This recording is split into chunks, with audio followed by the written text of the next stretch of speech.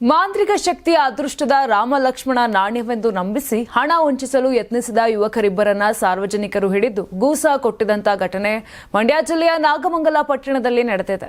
ನಾಗಮಂಗಲದ KSRTC bus ನಿಲ್ದಾಣದ ಬಳಿ ನಡೆದ ಈ ಘಟನೆಯಲ್ಲಿ ಸಾಮಾಜಿಕ ಜಾಲತಾಣದ ಮೂಲಕ ಸಂಪರ್ಕಿಸಿ ಬೆಂಗಳೂರಿನ ವ್ಯಕ್ತಿಯೊಬ್ಬರಿಂದ 1 ಲಕ್ಷ ರೂಪಾಯಿ ಹಣ ಪಡೆದ ಆರೋಪಿಗಳು ಹಳೆಯ ತಾಮ್ರದ ನಾಣ್ಯ ನೀಡಿ ಪರಾರಿಯಾಗಲು ಯತ್ನಿಸಿದ್ದರು. ವಂಚನೆಗೆ ಒಳಗಾಗಿರುವುದು ಗೊತ್ತಾದಾಗ ವ್ಯಕ್ತಿ ಕೂಗಾಡಿತ್ತು. ಸಾರ್ವಜನಿಕರು ಆರೋಪಿಗಳನ್ನು ಹಿಡಿದು ಥಳಿತ ನಡೆಸಿದ್ದಾರೆ.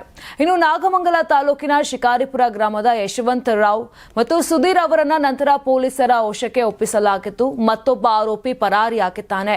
ಇನ್ನು ಘಟನೆ ನಾಗಮಂಗಲ ಟೌನ್ ಪೊಲೀಸ್ ಠಾಣಾ ವ್ಯಾಪ್ತಿಯಲ್ಲಿ ನಡೆದಿದೆ.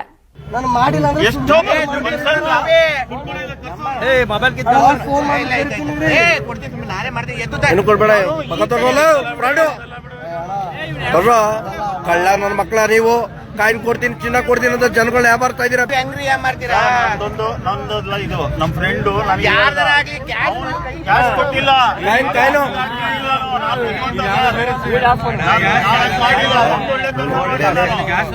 ಕ್ಯಾಶ್ ಕೊಟ್ಟಿಲ್ಲ, ದುಡ್ಡು ಕೊಟ್ಟಿರೋ ಪುಣ್ಯಾತ್ಮರು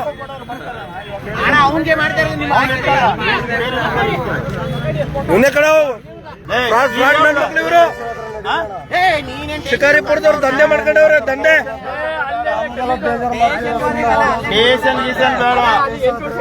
ಸ್ಟೇಷನ್ ಹೋದ್ರೆ ಬುಕ್ಕಿಂಗ್ ಗೊತ್ತು ನನಗೆ. ಕೊಡ್ತೀಯಾ ನನ್ ರೊಕ್ಕ ನಂಗೆ ಕೊಡ್ತೀಯಾ? ನನ್ ರೊಕ್ಕ ಇವಾಗ ಕೊಡ್ತೀಯಾ?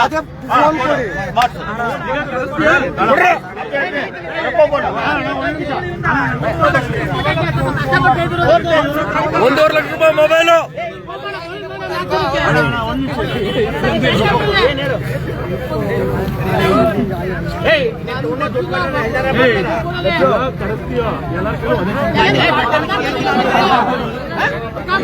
ಇನ್ನು ನನ್ನ ಮಕ್ಳಿಗೆ ಐಷಾರಾಮಿ ಕಾರ್ಗಳು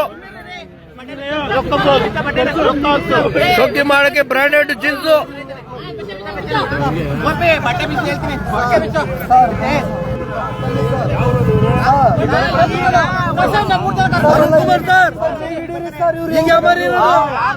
ಫೋನ್ ಪೇ ಮಾಡಿ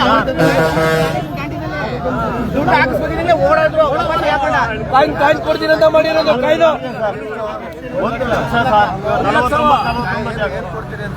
ಕಾಯಿನ್ ಕೊಡ್ತೀನಿ ಅಂತ ಸರ್.